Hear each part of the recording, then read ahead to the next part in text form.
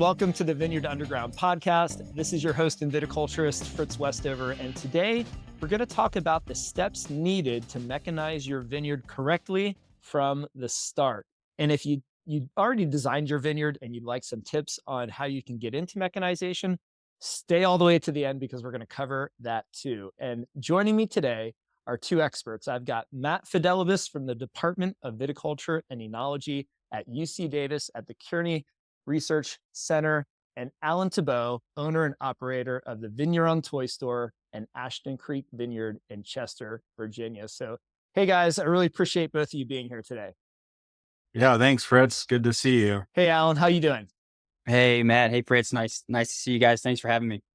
You bet. Okay, so I just want to get started with the two of you, like I always do here. When site selection and vineyard design are being considered, I find often that new growers, they don't always put enough emphasis on what is going to be optimal for the future if they decide to mechanize. And some growers are already thinking about mechanization when they design and build their vineyards. But before we dig in on this topic, can you each share a little bit about your background, how you got started in the vineyard industry? Matt, let's start with you.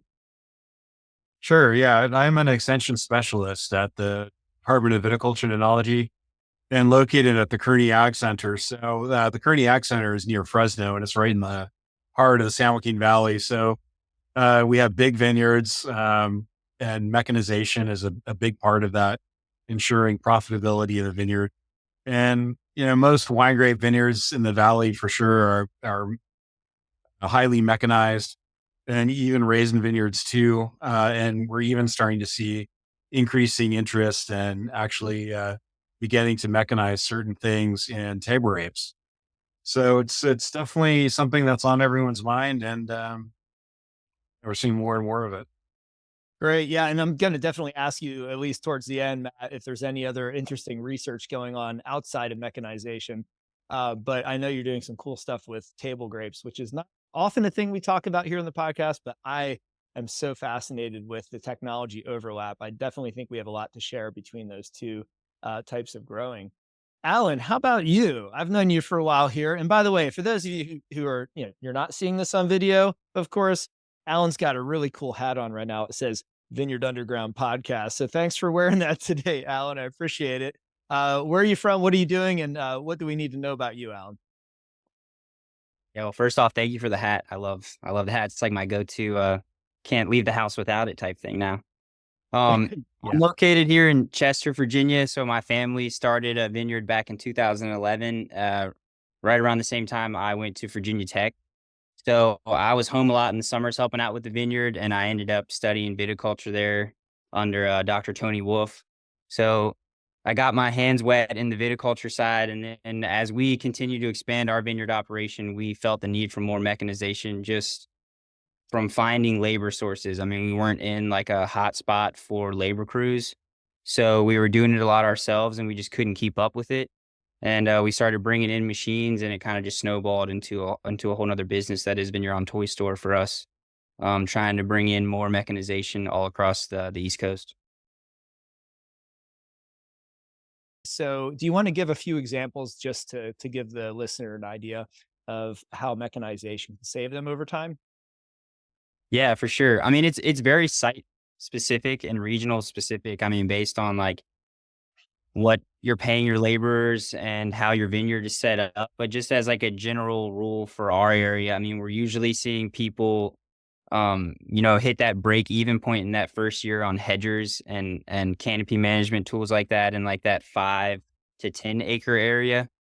So more towards the 10 side on like leaf pullers and pre-pruners, and more towards the 5 side on hedgers.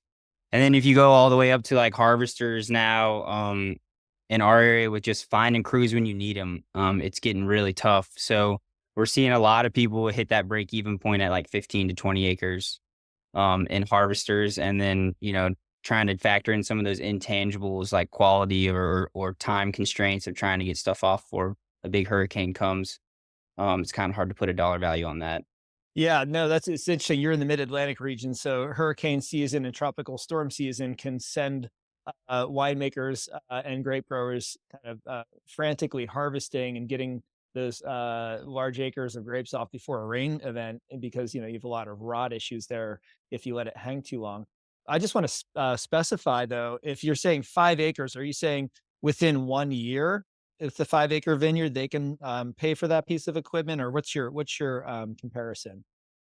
Yeah, within that first year, because I mean, around here you're looking at probably 2 passes on a dry year, and maybe 3 to 4 on a really wet season. So even on a dry year with 2 passes at that 5 acre mark, you pretty much hit that break even point in that first year. So Matt and Alan, ideally, your preparations for mechanizing your vineyard should be considered starting at site selection. So this is before you even plant. And this goes for new prospective growers, or even if you're planting a mechanized vineyard from the start, you still need to make sure that you're planning for complete mechanization. If you're just saying, well, I'm probably never going to harvest mechanically, that may change over time. So you don't want to have rows that are laid out without enough turnaround radius. Maybe slope is a concern for mechanization. What aspects of site selection are most important for mechanization from the site selection point of view? So maybe soil, maybe slope, maybe your surrounding Well, topography. it really helps to have uniformity in your vineyard. So the more uniform that you can make your vineyard, the better quality you're going to get out of your mechanization. So in the San Joaquin Valley, we have big vineyards and we have a lot of room to roam, sort of, maybe compared to some other growing regions. And so here, uh, if you're setting up a new vineyard for mechanization, you're probably going to have really long rows, because the longer the row, the less turnaround that you're going to have per acre. When you do need to turn around, you need to make sure that your headlands there are big enough that you can actually turn around and not have to make, multi-point turns or something like that. Yeah. And, going back to uniformity of crop growth, and you want to make sure that your spacing is appropriate, that you're going to be able to keep the trellis kind of uniformly filled, basically, and not too overgrown. You need to have good drainage, because a lot of the pruning, for example, is obviously going to be occurring in the winter time or the wet time of the year. And really heavy soils with poor drainage, or it can really limit when you can get out there and get your pruning done. You can maybe get some help there with cover crops that can improve infiltration or aid in traction. And there is we have a website. The soil scientist at UC Davis has a nice website that he put together, Tobio Gene, that has a soil trafficability sort of map. And so you can look that up and find out like how long after a significant rainfall event you can go back into your vineyard safely and not cause a lot of damage to the soil or get your machine bogged down. What would be the one thing that has not been mechanizable in the vineyard yet, to your opinion? I'll start with you, Matt, and maybe then you, Alan. What have we not been able to tackle with mechanization and really do a good job with? Uh, I don't. I think where there's a will, there's a way. Basically, if the if it's worth doing and it's not cost effective to do it manually, then probably they could figure out a way of doing it by machine. Um, I mean, maybe with certain, it kind of depends on the quality goals and the cost, I guess. So I'm going to kind of dodge and use like a different example than wine grapes, because it's something that I work in more closely. Table grapes. Table grapes are very difficult to. I mean, they're impossible basically at this point to machine harvest economically. But that doesn't mean that because with table grapes, there's no tolerance for mechanical damage. So the fruit has to be completely undamaged. But the cost of harvesting is becoming almost untenable sometimes. And so that has prompted the industry to really start, looking into what are our mechanizable options for something like this. And so even like robotic harvesting is something that is being worked on experimentally for table grapes. So, you could have a robot going through the vineyard, visualizing the clusters, seeing that it's ready to pick, and then just picking it cluster by cluster. And so that work is being done.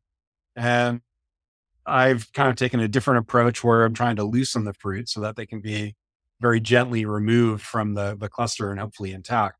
And the way that I'm loosening them is with certain plant growth regulators. So, but what's practical, what's done now or what isn't done now that doesn't have a machine for it or just doesn't make sense.